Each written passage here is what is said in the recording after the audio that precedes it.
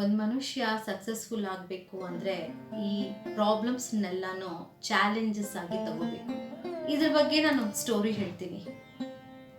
ಒಬ್ಬ ಚಿಕ್ಕ ಹುಡುಗ ಹೋಗಿ ಅವ್ರ ತಾತನ ಕೇಳ್ತಾನಂತೆ, ತಾತ ನೀನು ಇಷ್ಟು ದೊಡ್ಡದಾಗಿ ಸಕ್ಸಸ್ ಆಗಿದ್ಯಾ, ನನಗೂ ಈ ಸಕ್ಸಸ್ ಆಗೋದು ಹೇಳ್ಕೊಡು, ನಾನು ನೋಡ್ತಾನೆ ಇರ್ತೀನಿ ಅಪ್ಪ ತುಂಬ ಕಷ್ಟಪಡ್ತಾ ಇರ್ತಾನೆ ಅಂತ ಹೇಳ್ತಾನೆ.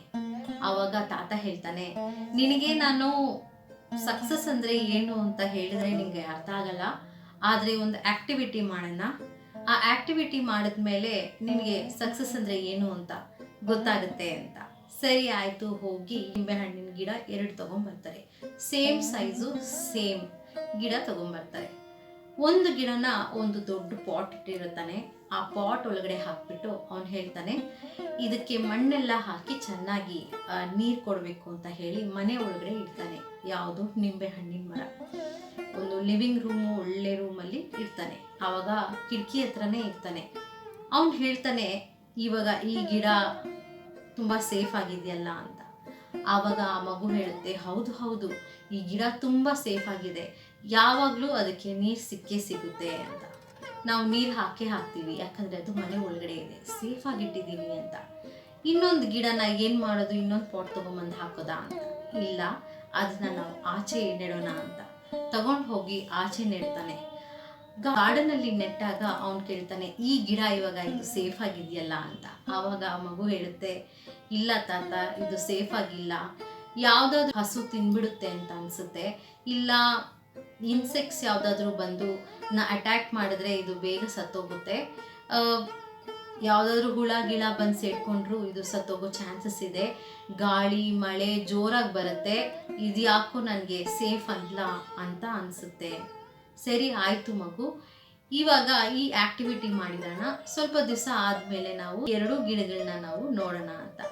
ಸರಿ ಆಯಿತು, ಒಂದು 5 ವರ್ಷ ಆದಮೇಲೆ ಆ ಮಗು ಮನೆಗೆ ಬರ್ತಾನೆ. ಅವನು ಸ್ವಲ್ಪ ದೊಡ್ಡವನಾಗಿರ್ತಾನೆ. ತಾತ, ನಾನೊಂದು ಕ್ವೆಶನ್ ಕೇಳಿದ್ದೆ, ಸಕ್ಸಸ್ ಅಂದರೆ ಏನು ಅಂತ. ಆವಾಗ ತಾತ ಹೇಳ್ತಾನೆ, ಹೌದು ಮಗು, ನಾವು ಅವಾಗೊಂದು ಆಕ್ಟಿವಿಟಿ ಮಾಡಿದ್ವಲ್ಲ, ಹೌದು, ಇದು ಗಿಡನ ನಾವು ಪಾಟಲ್ಲಿ ಹಾಕಿದ್ವಿ, ಇನ್ನೊಂದು ನಾವು ಆಚೆ ಹಾಕಿದ್ವಿ, ಬಾ ನೋಡೋಣ ಲಿವಿಂಗ್ ರೂಮ್ನಲ್ಲಿ ಏನಾಗಿದೆ ಆ ಗಿಡ ಅಂತ. ಅದು ಬೆಳೆದಿರುತ್ತೆ, ಅದು ಒಂದು ಹೈಟಿಗೆ ಬೆಳೆದಿರುತ್ತೆ, ಬಟ್ ಇವರೇ ಕಟ್ ಮಾಡಿರ್ತಾರೆ, ಅದು ತುಂಬ ಬೆಳೆಯಕ್ಕೆ ಬಿಡೋದಿಲ್ಲ. ಸೊ ಅದನ್ನು ಒಂದಷ್ಟು ಬೆಳೆದಿರುತ್ತೆ, ಚಿಕ್ಕ ಚಿಕ್ಕ ನಿಂಬೆಹಣ್ಣು ಬಿಟ್ಟಿರುತ್ತೆ, ಪುಟ್ಟ ಪುಟ್ಟ ನಿಂಬೆಹಣ್ಣು, ಆದರೆ ಚೆನ್ನಾಗಿರುತ್ತೆ. ಇವಾಗ ಹೇಳ್ತಾನೆ, ಹೇಗಿದೆ ಮಗು ಇದು ಅಂತ. ಯಾವಾಗಲೂ ನೀರು ಹಾಕ್ತಾ ಇರ್ತೀಯ, ಮತ್ತು ಕಿಟಕಿ ಹತ್ರನೇ ಇರೋದ್ರಿಂದ ಅದಕ್ಕೆ ಯಾವಾಗ್ಲೂ ಬಿಸಿಲು ಸಿಗ್ತಾನೇ ಇರುತ್ತೆ, ಹಾಗೆ ಅದು ಚೆನ್ನಾಗಿ ಬುಷಿಯಾಗಿನೂ ಬಂದಿದೆ ಅಂತ. ಹೌದು ಬಂದಿದೆ ಅಂತ ಹೇಳ್ತಾನೆ. ಸರಿ ಆಯಿತು, ಇನ್ನೊಂದು ಮರ ನಾವು ನೆಟ್ಟಿದ್ದೀವಲ್ಲ, ಹೋಗಿ ನೋಡೋಣ ಬಾ.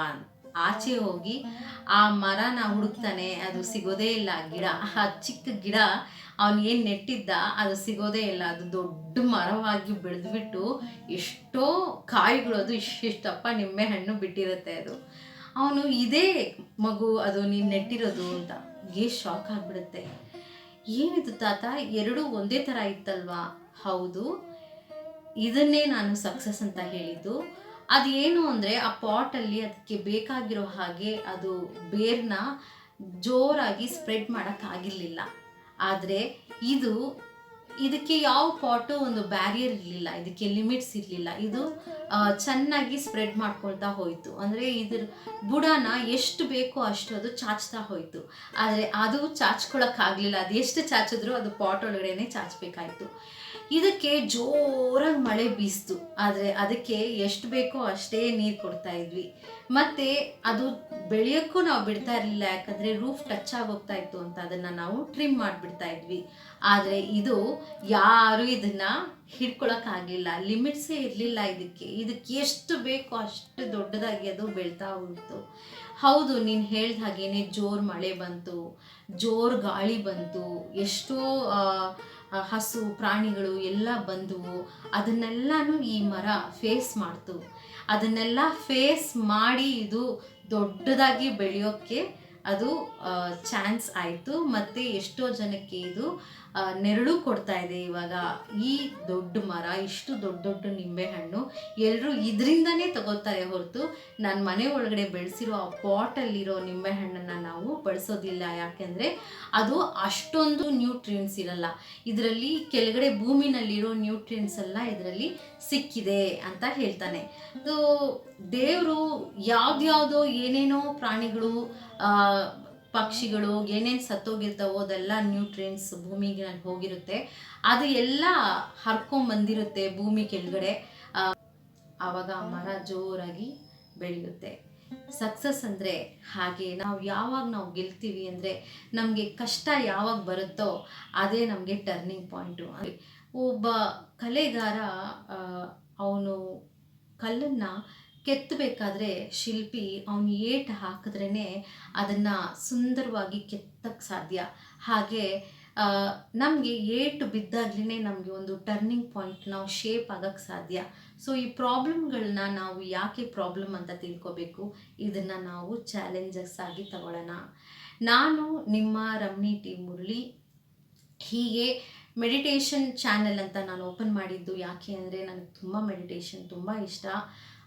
ಮೆಡಿಟೇಷನ್ ಬಗ್ಗೆ ತುಂಬ ಹೇಳ್ಕೊಡೋಣ. ಹಾಗೆ ಯೂನಿವರ್ಸಲ್ ಮೆಡಿಟೇಷನ್ ಅಂದರೆ ವಿಪರೀತ ಎಲ್ಲದ್ರ ಬಗ್ಗೆ ಮಾತಾಡೋಣ. ಹಾಗೆ ಎಲ್ಲದರಲ್ಲೂ ಮೆಡಿಟೇಷನ್ ಇದೆ ಅನ್ನೋದನ್ನು ನಾನು ಹೇಳೋಕ್ಕೆ. ನಿಮಗೇನಾದರೂ ಈ ಸ್ಟೋರಿ ಇಷ್ಟ ಆಗಿದ್ದರೆ, ಇಲ್ಲ ಈ ವಿಡಿಯೋ ಇಷ್ಟ ಆಗಿದ್ದರೆ ಲೈಕ್ ಮಾಡಿ, ಹಾಗೆ ಶೇರ್ ಮಾಡಿ, ಕಮೆಂಟ್ ಮಾಡಿ ನಿಮಗೆ ಮೆಡಿಟೇಷನ್ ಇಷ್ಟನಾ ಇಲ್ವಾ. ಹಾಗಾದರೆ ಸಕ್ಸಸ್ಸು ಪಡ್ಕೊಳ್ಳೋಕ್ಕೆ ನೀವು ಪ್ರಾಬ್ಲಮ್ಸ್ ಅಂತ ಸ್ವೀಕಾರ ಮಾಡ್ತೀರಾ, ಇಲ್ಲ ಅದನ್ನು ಚಾಲೆಂಜಸ್ ಅಂತ ಸ್ವೀಕಾರ ಮಾಡಿ ನೀವು ಅದನ್ನು ನಿಜವಾಗ್ಲೂ ಫೇಸ್ ಮಾಡ್ತೀರಾ ಅಂತ ನೀವು ಕಮೆಂಟ್ ಮಾಡಿ. Thank you.